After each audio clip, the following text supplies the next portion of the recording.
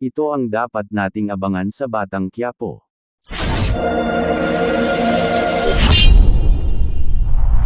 Ang ating seryoso pa rin ang mukha ni Tanggol kaya di maiwasang magbiro ni Raul na dapat ay nagse-celebrate niya sila dahil nabawi na nga nila ang mga ninakaw na sasakyan at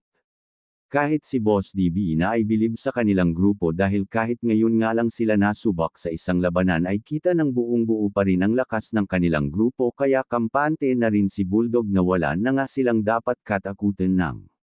Pinaalalahanan sila ni Tanggol na sa negosyo ng kanilang pinasok ay marami nga silang makakabangga kaya mas mabuting mag-ingat sila kaya sinabi na rin ni Madonna na kung ang mga mamahaling sasakyan pa lang ay ninanakaw na ng kanilang mga kalaban ay posibleng target hindi nila ang star of business pag nalaman nga nilang hawak pa rin ang kanilang grupo ang diamante.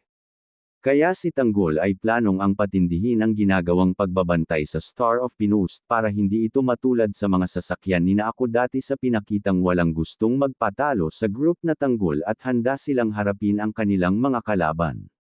Habang sina Ramon at May Test naman ay tuluyan na ngang nakalayo kaya tumigil na sila sa isang liblib na daanan. Kung saan natanong ni Ramon kung sino nga ang humahabol sa kanila kaya hinala nga ni May Test na konektado ito sa mga kalaban ni Tanggol pero palaisipan kay Ramon. Kung sino ang tinutukoy nitong kalaban dun sa pagkakaalam niya ay wala namang personal na nakaaway si David sa kanilang mga negosyo pero dahil lumalala na nga ang pagdurugo ng sugat nila man ay nagpumilit na nga si May Test na agad itong gamutin kaya't kahit ayaw na nga nyo naman pumunta pa rin siya sa pinakamalapit na botika para bumili ng gamot kaya matapos nito ay agad na ang ginamo ni May Test ang sugat na laman pero pinaalala niya na hindi pa rin niya nakakalimutan ang kanyang kasalanan kaya biro nga siya ni Ramon na sana ay hinayaan na nga lang siya nitong mamatay pero para kay Metes ay wala nga siyang pinipiling tulungan. Kahit na may kasalanan pa ito sa kanya kaya naman sila man ay hindi nga makapaniwala kung gaano kabait si Marcos dahil nagawa pa rin niyang tulungan ng isang katulad niya kasi may di rin makapaniwala na si Ramo din ang makakasama niya sa panahong gulong-gulo nga siya sa kanyang buhay kaya dito ay lalong lumalalim ang relasyon ng dalawa kaya aminado nga si May Test na alam na sa kanyang sarili na tao lang din si Ramon.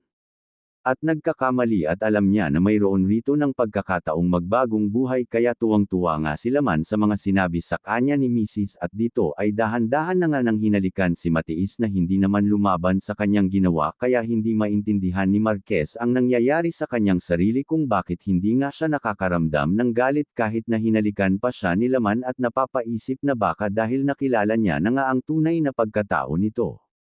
Ito ang dapat nating abangan. FPJ Batang Quiapo, please like and subscribe our channel. Maraming salamat po. God bless.